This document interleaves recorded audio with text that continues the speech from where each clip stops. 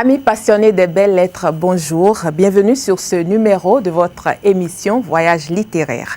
Aujourd'hui, nous allons évoquer la guerre à travers un ouvrage au nom pourtant peu violent. Il s'agit de Coco Girl, le roman de Rodrigue Achaoué, paru en 2015 aux éditions Tamarin de Cotonou.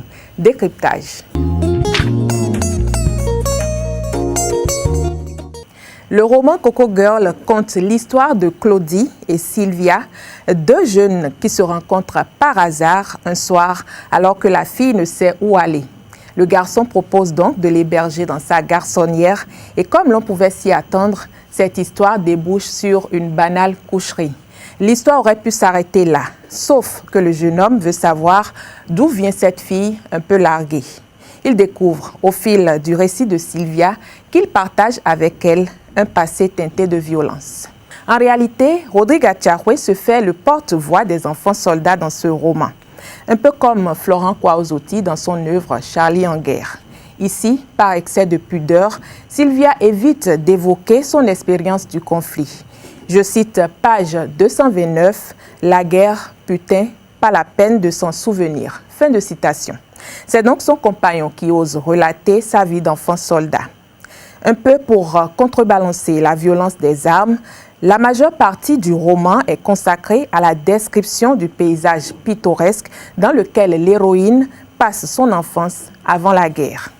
Cette symbolique n'est pas sans évoquer le récit biblique de la vie dans le jardin d'Éden avant la chute.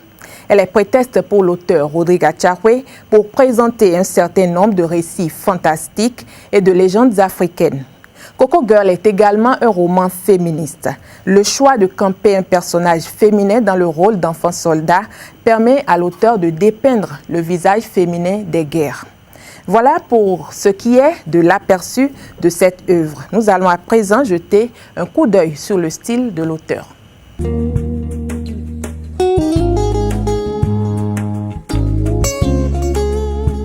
Alors, le mouvement scriptural, le choix stylistique de Rodrigue Achaoué est à double facette.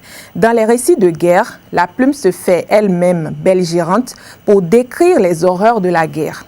Les figures sont rudes, agressives, à la limite de la cruauté et du supportable. L'auteur use à foison de la métaphore filée avec le lexique de la bestialité. Et puis, dans un mouvement contraire, la plume se radoucit dès qu'il est question d'évoquer la vie avant le conflit.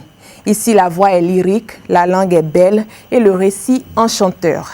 Il faut dire que les séquences qui sont dédiées à la guerre sont peu nombreuses dans le roman et laissent affleurer les récits de moments plus apaisés et la description des paysages enchantés.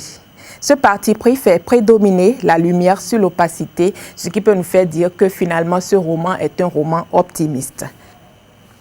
Cette émission va s'achever à présent, mais avant de nous quitter, comme nous en avons pris l'habitude, je vais vous donner la lecture d'un extrait du roman et je suis à la page 59.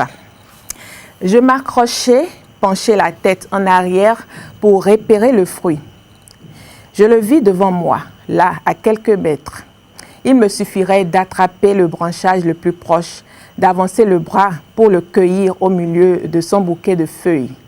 Mais quand je parvins, après 1002 précautions, à me redresser sur la branche qui me portait, je vis un tuyau mou s'entortiller autour de la branche d'à côté et se diriger vers mon fruit. Un serpent, d'une couleur jaune tachée de vert, j'étouffai un cri et me figeai.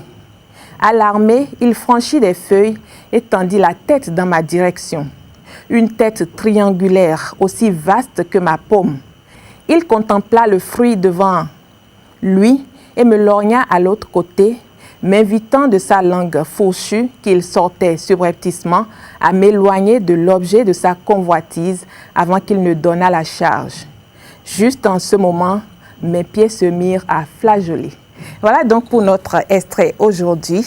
Nous allons nous quitter à présent après ce numéro. Merci de nous avoir suivis. On se retrouve la semaine prochaine.